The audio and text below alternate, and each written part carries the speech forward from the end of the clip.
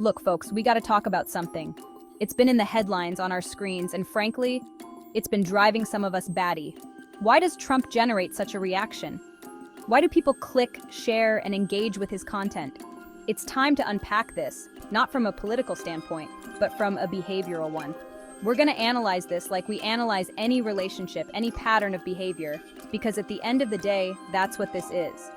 We're going to dive deep into the psychology behind Trump's appeal. We'll explore the behavioral principles that make his message resonate with so many people. This isn't about whether you agree with him or not. It's about understanding the how and why behind his continued presence. Over the next few minutes, we're going to break down the science behind the spectacle. We're going to look at the reinforcement, the modeling, and the shaping that goes on. We're going to get real, get honest, and get to the bottom of this.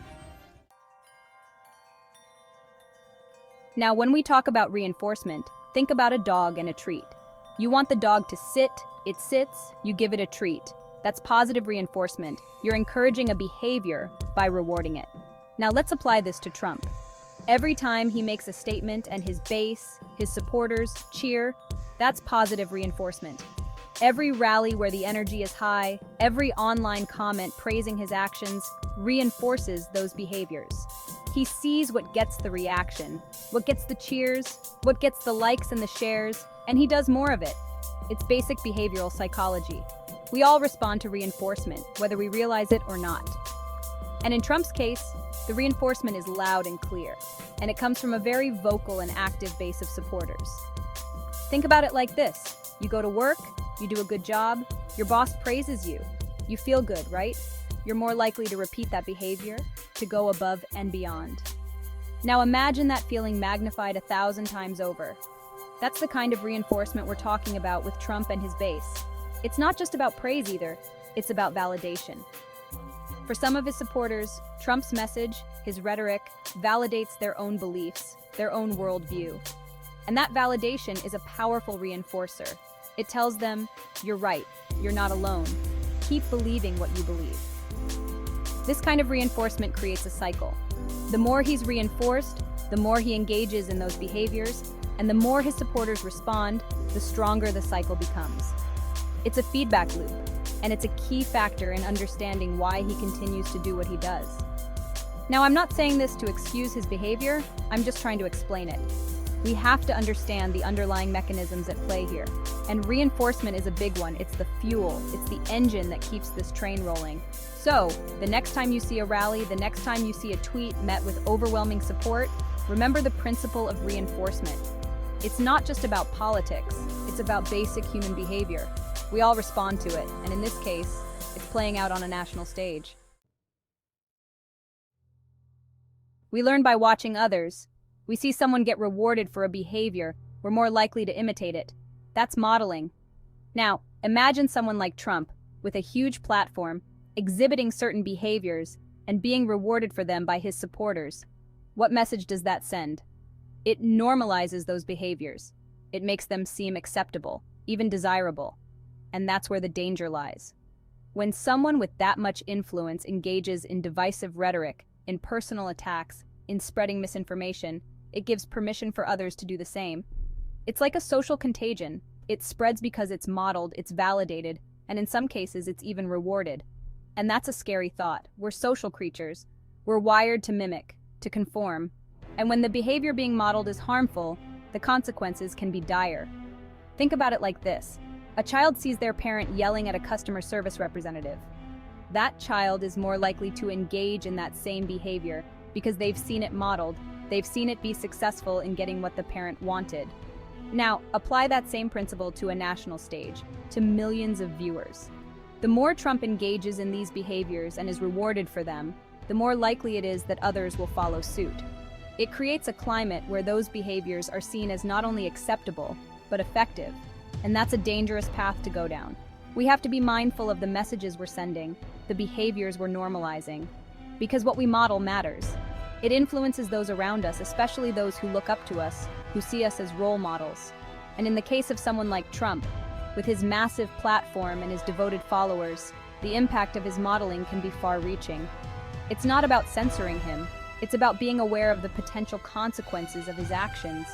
It's about understanding that what he does, what he says, has weight. It has the power to influence, to normalize, and in some cases, to incite.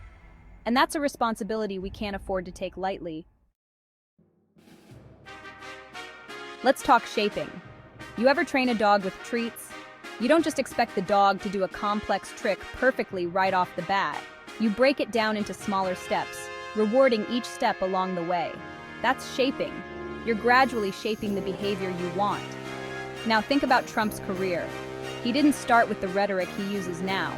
It's been shaped, refined, honed over time based on the reactions he gets. He's learned what works, what pushes buttons, what gets the desired response. It's a calculated approach. He tests the waters, sees what gets attention, what riles up his base, what triggers the opposition, and he adjusts accordingly. It's like a comedian working out their material in small clubs before taking it to a larger audience. They tweak jokes based on the laughs, on the reactions they get. Trump's doing the same thing, but on a much larger scale, and with far more serious consequences. He's learned that controversy sells. He's learned that outrage equals engagement. And he's become a master at shaping his message, his persona, to elicit those reactions. Think about it. Early in his career, he was more of a businessman, a celebrity. But over time, he's tapped into something deeper, something darker. He's found a formula that works, a way to manipulate emotions, to exploit fears, and to shape public opinion. It's a dangerous game he's playing, but it's one he's become very good at. He understands the power of shaping, of gradually pushing boundaries, of testing the limits of what people will accept, and he's used that understanding to his advantage. This isn't about politics anymore. It's about manipulation. It's about understanding the tools of persuasion, of influence, and using them to shape behavior, to shape beliefs. And that's a scary thought. Let's talk about stimulus control. Sounds fancy, right? But it's simple. Think of Pavlov's dog. Bell rings, dog salivates. The bell becomes a stimulus that controls the dog's response. Trump does the same thing, but with words, phrases, symbols. He uses them like triggers to elicit specific reactions from his audience. Take fake news. He says it. His supporters automatically discredit any information that doesn't fit their worldview. It's a conditioned response. He's created an association between those words and the idea that any media critical of him is inherently untrustworthy. Or take the MAGA hat. It's more than just a hat, it's a symbol. It represents a set of beliefs, a movement. When people see it, it triggers certain emotions, certain associations. It's become a powerful stimulus that evokes loyalty, support, even aggression in some cases. He's a master of branding. He understands the power of symbols, of catchy phrases. He knows that if he repeats something enough, if he associates it with strong emotions, it will become ingrained in the minds of his followers. Think about it. Politicians have always used rhetoric, slogans. But Trump takes it to another level. He understands the power of stimulus control, the power of associating himself and his message with specific triggers that elicit the desired response. It's a form of conditioning, plain and simple. He's creating an environment where certain stimuli, certain words, phrases, symbols, automatically trigger a predictable response from his base. It's a way of bypassing critical thinking, of short-circuiting rational thought, and appealing directly to emotions.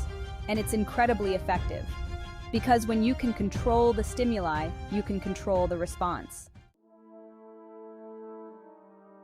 Here's the deal with motivating operations.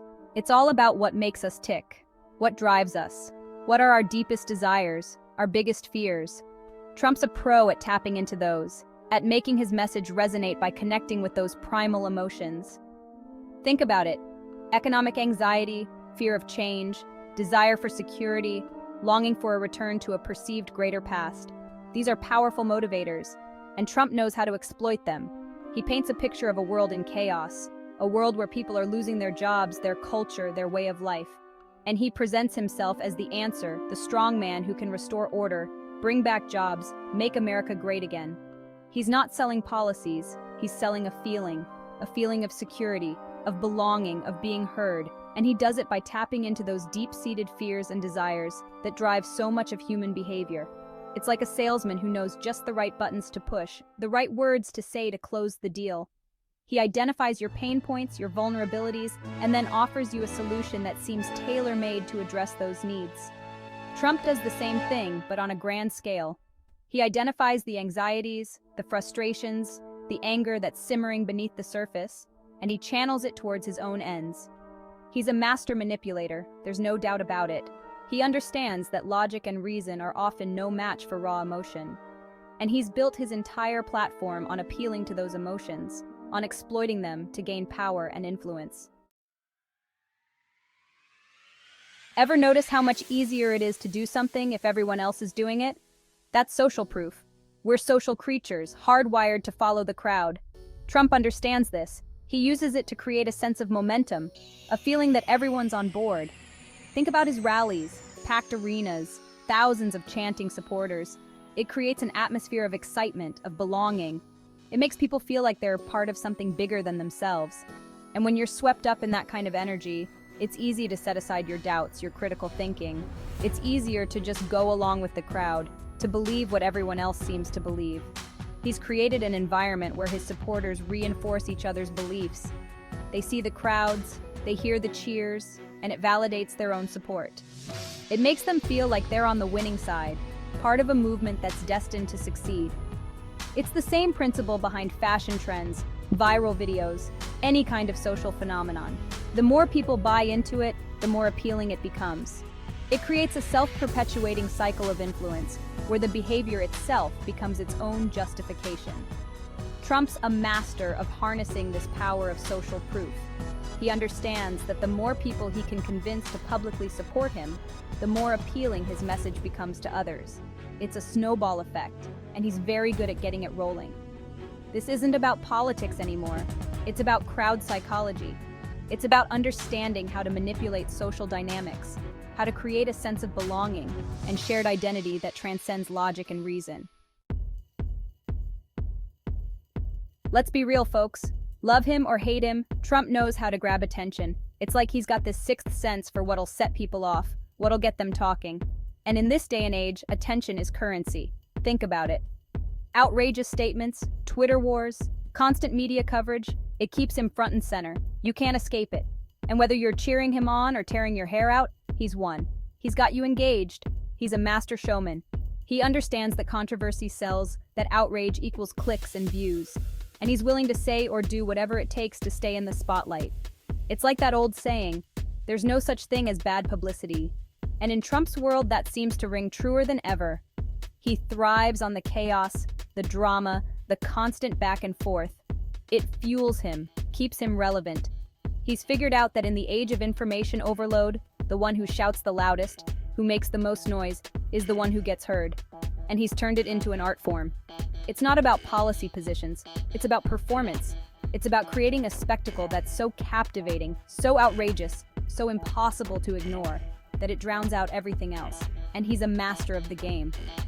We live in a world where attention spans are shrinking, where we're bombarded with information from every direction. And in that environment, Trump's figured out how to cut through the noise. He's mastered the art of grabbing attention, and he's using it to his advantage. So, there you have it. We've unpacked the behavioral mechanics behind Trump's appeal. We've seen how he uses reinforcement, modeling, shaping, stimulus control, motivating operations, social proof, and attention to his advantage. It's not about whether we agree with him or not. It's about understanding the how and the why. Knowledge is power. When we understand the forces at play, we can start to navigate them more effectively. We can become more discerning consumers of information, more critical thinkers, less susceptible to manipulation. This isn't about politics, it's about self-awareness. It's about recognizing these tactics, these techniques, not just in the political arena, but in our everyday lives. Because once you see them, you can't unsee them.